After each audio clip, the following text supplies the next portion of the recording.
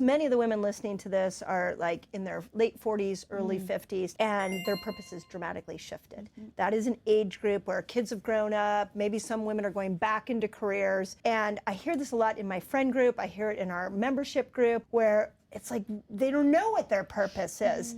And it's kind of a big thing to figure out your purpose. Like, you don't just sit down one day and be like, okay, today's task, I'm gonna figure out what my purpose is. How to go about finding a purpose that lights you up so much that now you're focused on that and health just becomes part of a daily activity, but you're not so focused on your body and the way you just explained. Yeah, such a great question. And I think it comes from, you have to try a bunch of, can I swear on this podcast? Of course, okay. yeah. You have to try a bunch of shit. Like, you just have to try a bunch, because if you don't know what your purpose is, then you haven't encountered something that drives you so much that pulls, I call it, what pulls at your heartstrings. Yeah. And if you don't already know, it means you haven't tried the vast amount of things to then figure it out. Yeah. So in my life, once I started to realize, oh, I figured out shipping for this protein bar, but it was helping people save lives. Oh, that feels really good. Yeah. But you couldn't have told me ahead of time that making a protein bar would actually be part of my purpose. You have to try things and then you just take inventory.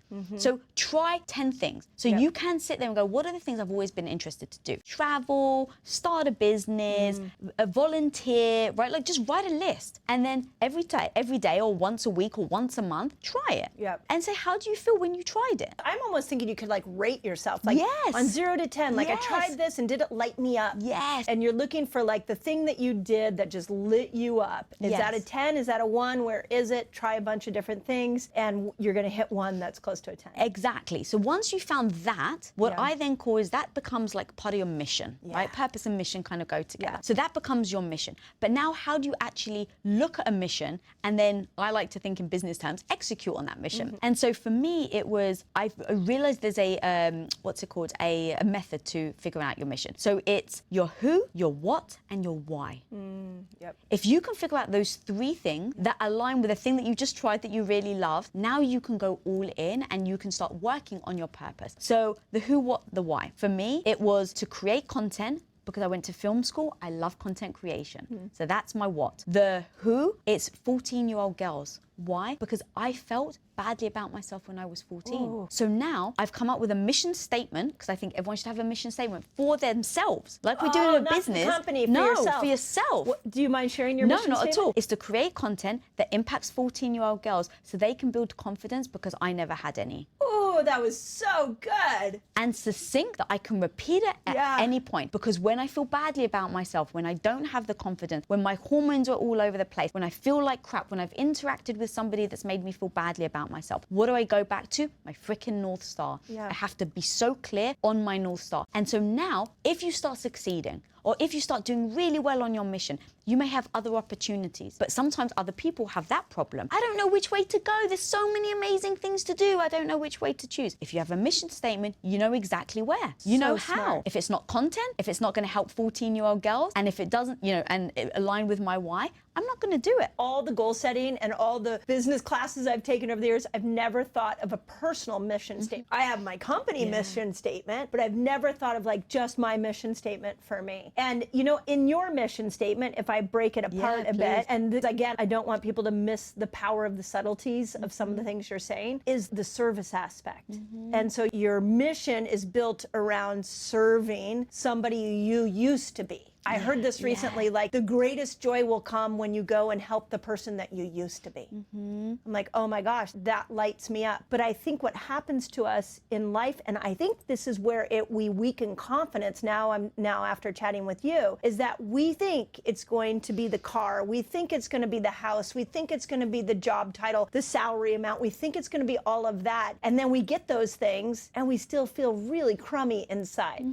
But if your North Star is, I want to serve a certain person, or I want to serve humanity. Now, not only do you have supernatural energy, but you have supernatural confidence. Yeah, I love that. That's so cool. It was actually, I think it's a Mother Teresa quote that said, not everybody will fight for the masses, but everyone will fight for the one. So who's the one that you wake up to fighting for every day? I wake up every day fighting for the 14-year-old Lisa. When we were doing Quest, I was fighting for my overweight mother that couldn't find happiness in in food and in, you know, being able to enjoy her life, because you're always going to face adversity, no matter what you try. And so in those moments of adversity, who are you going to think about? Because for me, for instance, with Quest, I didn't have the confidence. I didn't know what I was doing. My husband was already a seasoned entrepreneur. His 2 business partners were already seasoned entrepreneurs. And here I was, I'd been a housewife for 8 years. I had 0 business experience. So I'm showing up every day very insecure. There were so many moments where I had to face myself. I had to face my insecurities. I had to face the things, my emotions, that I didn't feel good enough.